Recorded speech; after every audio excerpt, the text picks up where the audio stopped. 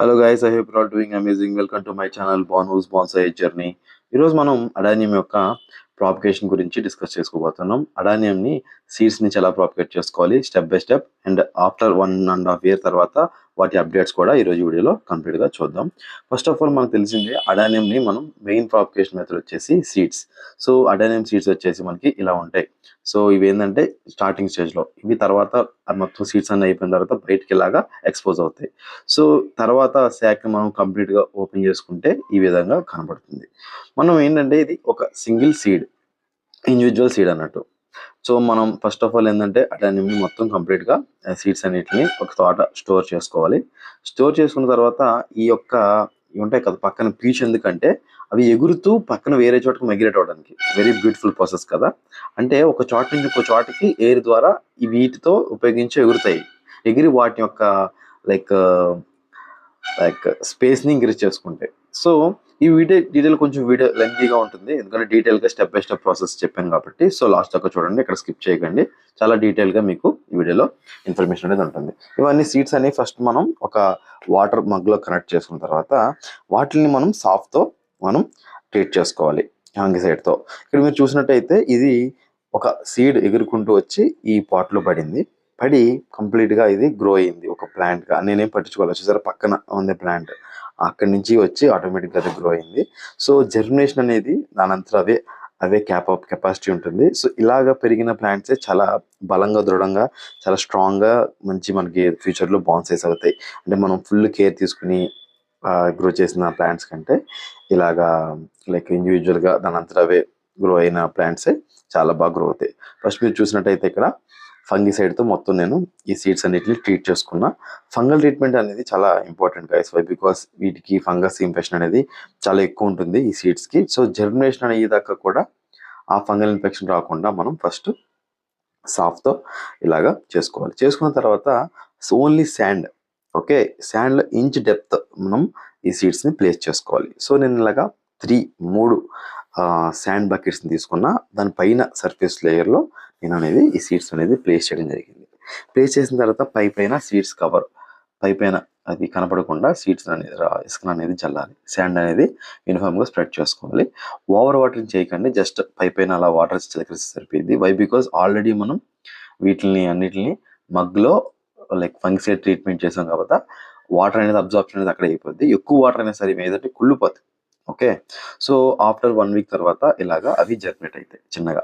Okay, maybe 1 week పట్టొచ్చు, 10 days పట్టొచ్చు, 2 weeks పట్టొచ్చు. It takes time because on condition బట్టి వాటి బట్టి ఉంటుంది. సో ఆఫ్టర్ 1 week తర్వాత ఇట్లాగా మనకి చిన్న లైక్ ప్లాంట్స్ అనేవి మనకు కనపడుతుంటాయి.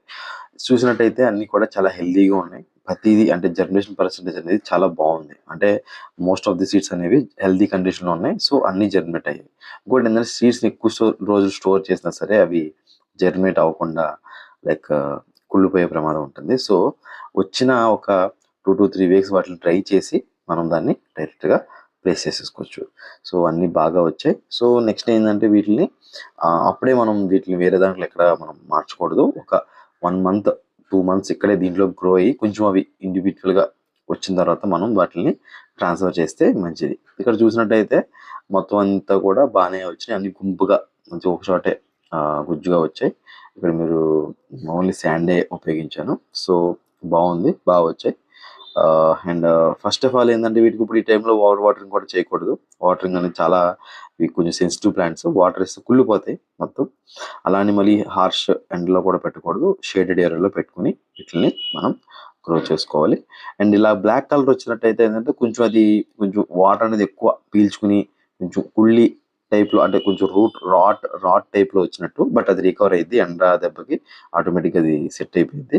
ఒక్కోసారి కొన్ని ప్లాంట్స్ చనిపోతూ ఉంటాయి. బట్ మనకి ఏంటంటే కంప్లీట్గా అల్టిమేట్గా లైక్ అవుట్కమ్ అనేది బాగా వచ్చినట్టే. ఇలా గ్రో చేసుకుంటే సరిపోయింది. ఎందుకంటే ప్రతి 100 seedsలో 100 seeds జర్మినేట్ అవ్వాలంటే అవ్వదు.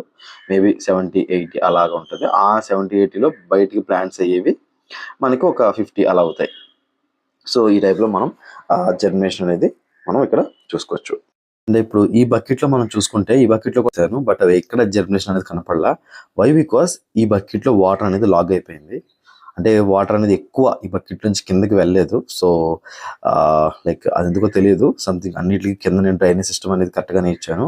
బట్ ఈ బకెట్ నుంచి అయితే వాటర్ అనేది ఎక్కువ స్టాగ్నెంట్ అంటే అక్కడే ఉండిపోయి ఓకే ఈ లైక్ సీడ్స్ అనేవి జర్మినేట్ అవ్వకుండా చేసింది.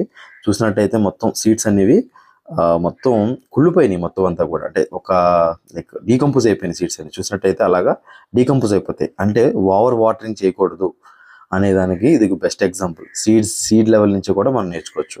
సో మొత్తం ఇదంతా కూడా ఈ సీడ్ అంతా కూడా కుళ్ళిపోయింది మొత్తం, అదే సీడ్స్ వేస్ట్ అయిపోయింది.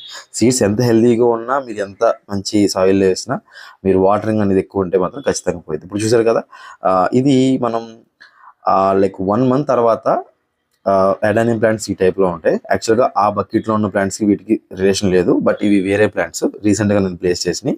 జస్ట్ మీకు ఒక ఐడియా కోసం నేను ఈ క్లిప్ అనేది యాడ్ చేయడం జరుగుతుంది.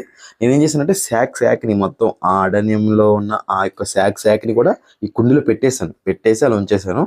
వాటంతా అవే లైక్ జర్మినేట్ అయినాయి. అంటే ఏమి నేను స్ట్రీట్ ట్రీట్మెంట్ కానీ ఫంగిసైడ్ కానీ ఏమి చేయాల, న్యాచురల్గా అవే అలా గ్రో అయినాయి. సో ఇలా న్యాచురల్గా గ్రో అయిన ప్లాంట్స్ చాలా హెల్తీగా ఉంటాయి. ఇది మనం ఇప్పుడు చూసినట్టయితే 1.5 year తర్వాత ఏవైతే మీరు ఫస్ట్ చూసిన ఆ యొక్క జర్మినేషన్ ప్లాంట్స్ వాటి యొక్క రిజల్ట్స్ ఇవి. చాలా బాగా గ్రో అయినాయి గైస్. మొత్తం అంతా కూడా నీట్గా యూనిఫామ్గా ఫ్లవర్స్తో, చూసారా థిక్ ఫ్లవర్స్తో చాలా నీట్గా అందంగా అనేది తయారైనాయి. అండ్ ప్రతి ప్లాంట్ ఒకటే హైట్ ఒకటే సైజ్ వస్తుందని అనుకోలేం. అన్నీ కూడా డిఫరెంట్ సైజ్లో డిఫరెంట్ షేప్స్లో, కొన్ని పెద్దగా ఉంటాయి, కొన్ని చిన్నగా ఉంటాయి, మిక్స్డ్ టైప్ ఉంటాయి. అన్నీ ఒకటే యూనిఫామ్గా గ్రో అవ్వాలని లేదు. సో మనకి ఏంటంటే తర్వాత మనం ఎప్పుడైతే ఇండివిజువల్గా రిపోర్ట్ చేస్తామో వీటిని, అప్పుడు వీటి యొక్క ఫుల్ పొటెన్షియల్తో గ్రో అవడం అనేది మొదలెడతాయి. ఎందుకంటే ఇప్పుడు ఇవన్నీ మనం ఒకటేసారి చేస్తున్నాం కాబట్టి వీటికి చాలా ఇంట్రా కాంపిటీషన్ ఉంటుంది, అంటే ప్లాంట్ టు ప్లాంట్ కాంపిటీషన్ అనేది ఎక్కువ ఉంటుంది. సో ఇక్కడ చూసినట్టయితే జేడ్ కొమ్మ పడిపోయి ఆటోమేటిక్గా ప్లాంట్ వచ్చేసింది. అలాగా కొన్ని జేడ్స్ ప్లాంట్స్ కూడా నేను ఇక్కడ ప్లేస్ చేశాను మంచిగా. ఇక్కడ మనం చూసినట్టయితే ఇది మన బోర్డ్ నెస్ట్ ప్లాంట్. సో ఇది మన బోర్న్విల్లా. ఇంకా అలాగంటే కొన్ని వీటికి సపరేట్గా మనకి ఒక ప్లేస్, మన రీసెంట్గానే ఒకటి ప్లాంట్ అడానియం బాన్సాయి రూట్ అవుట్ వచ్చి చనిపోయింది, బట్ నో ప్రాబ్లం. ఇలా వీడ్స్ కూడా ఎప్పటికప్పుడు మనం పిక్ చేసుకుంటూ ఉండాలి కనపడినప్పుడల్లా. సో ఇది గైస్, ఈ విధంగా మనం అడానియం అనేది ప్రాపగేట్ చేసుకోవచ్చు. మనం అక్కడ తీసుకునే ప్రతి చిన్న కేర్ కూడా రేపొద్దున మనకి ఎంత అమేజింగ్ బ్యూటిఫుల్ పాయింట్స్ అనేవి మనకి వస్తూ ఉంటాయి. నర్సరీస్లో వాటిలో ఇదే ప్రకారంగా ఫాలో అవుతారు. సో మీరు కూడా మీ యొక్క అడానియమ్స్ని గ్రో చేసుకోవాలని లైక్ వంటలో చేసుకోవాలంటే ఈ ప్రాసెస్ని ఫాలో అవ్వండి. Thanks for watching. See you in my next video. Keep growing.